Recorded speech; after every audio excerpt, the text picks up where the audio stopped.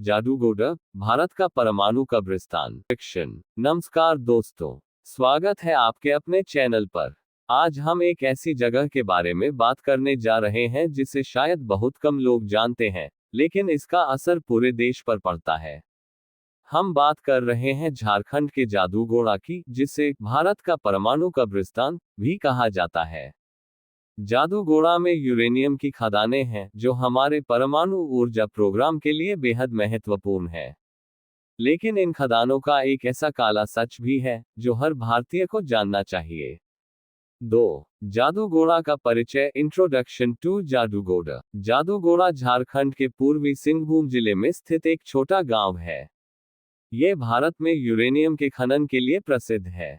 Uranium corporation of India limited (UCIL) यहां 1967 से खनन कर रहा है। जादूगोड़ा में 3 प्रमुख यूरेनियम खदानें हैं और यहां से निकाला गया यूरेनियम देश की परमाणु जरूरतों को पूरा करता है। जादूगोड़ा में यूरेनियम की खोज ने भारत के परमाणु कार्यक्रम को नई दिशा दी, लेकिन इस प्रगति की एक कीमत भी चुकानी पड़ी। यहाँ की भूमि, जल और हवा में जहर घुल चुका है। यूरेनियम खनन का इतिहास। हिस्ट्री ऑफ यूरेनियम माइनिंग इन जादूगोड़ा। 1950 के दशक में भारत सरकार ने यूरेनियम की खोज शुरू की। 1967 में UCIL द्वारा जादूगोड़ा में पहली खदान खोली गई।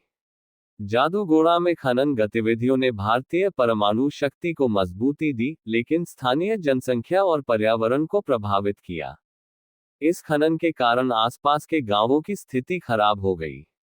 परमाणु ऊर्जा को लेकर हम गर्व करते हैं, लेकिन जादूगोड़ा के लोग किन परिस्थितियों में जी रहे हैं, यह शायद ही कोई जानता हो। 4. स्वास्थ्य पर प्रभाव। Health impacts on the local population. रेडियोधर्मिता और इसके खतरनाक परिणाम। खनन से निकलने वाले रेडियोधर्मी तत्व सीधे लोगों के स्वास्थ्य पर असर डालते हैं। कैंसर, जन्म दोष और विकलांगता जैसी बीमारियां यहां आम हैं। स्थानीय निवासियों की दयनीय स्थिति। कई परिवारों ने अपने बच्चों को खो दिया है, और जो जीवित हैं, वे गंभीर बीमारियों से जूझ रहे हैं। डॉक्यूमेंट्री और रिपोर्ट्स में दिखाया गया है कि जादूगोड़ा के गांवों में विकलांग बच्चों का जन्म होना एक आम घटना हो गई है। जादूगोड़ा के लोग रेडियोधर्मी प्रदूषण के कारण बड़ी मुश्किलों का सामना कर रहे हैं।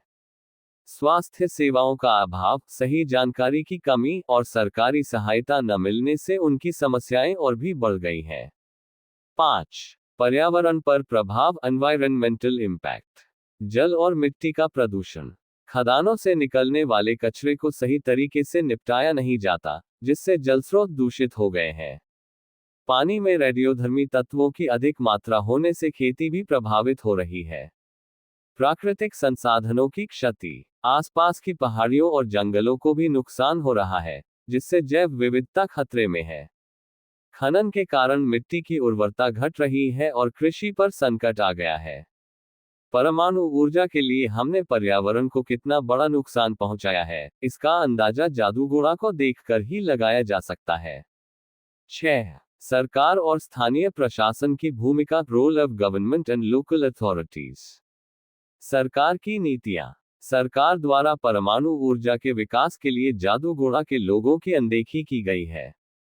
स्थानीय लोगों को मुआवजा और स्वास्थ्य सुविधाएं देने के वादे किए गए, लेकिन हकीकत में स्थिति बहुत खराब है। UCIL की जवाबदेही। UCIL पर कई बार आरोप लगे हैं कि उन्होंने स्थानीय लोगों को रेडियोधर्मी खतरों के बारे में जानकारी नहीं दी। खनन से उत्पन्न कचरे के उचित निस्तारण का कोई पुख्ता इंतजाम नहीं है, जिससे पर्यावरण और स्वास्थ्य दोनों पर बुरा असर पड़ता है। सरकार और UCIL की जिम्मेदारी है कि वे इस मुद्दे को गंभीरता से लें और जादूगोड़ा के लोगों को राहत पहुंचाएं। 7. जादूगोड़ा की वर्तमान स्थिति। Current situation of Jaduguda.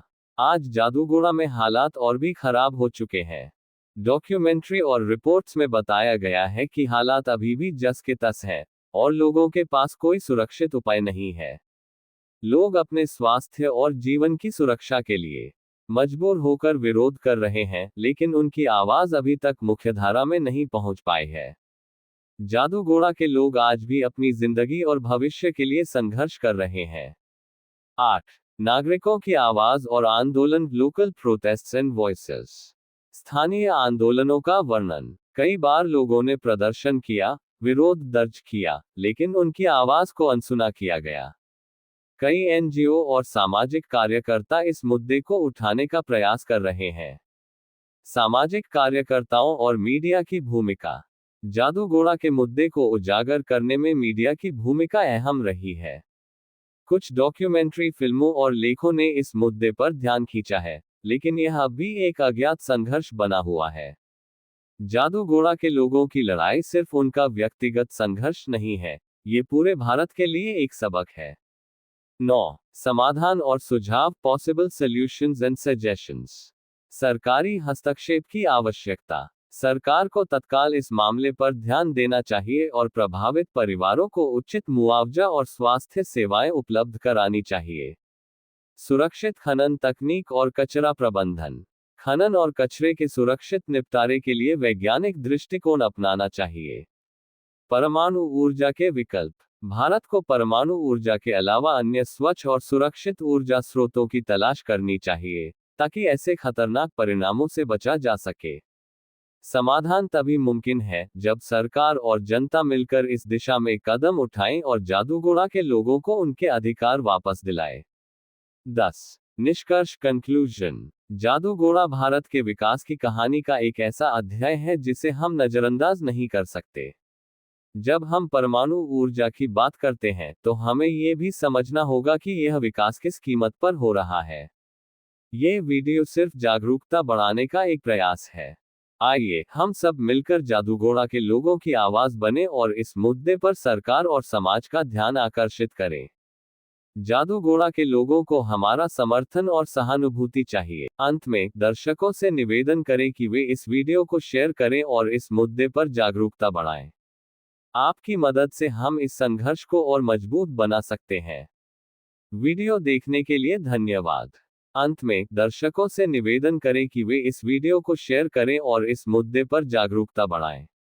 आपकी मदद से हम इस संघर्ष को और मजबूत बना सकते हैं। वीडियो देखने के लिए धन्यवाद।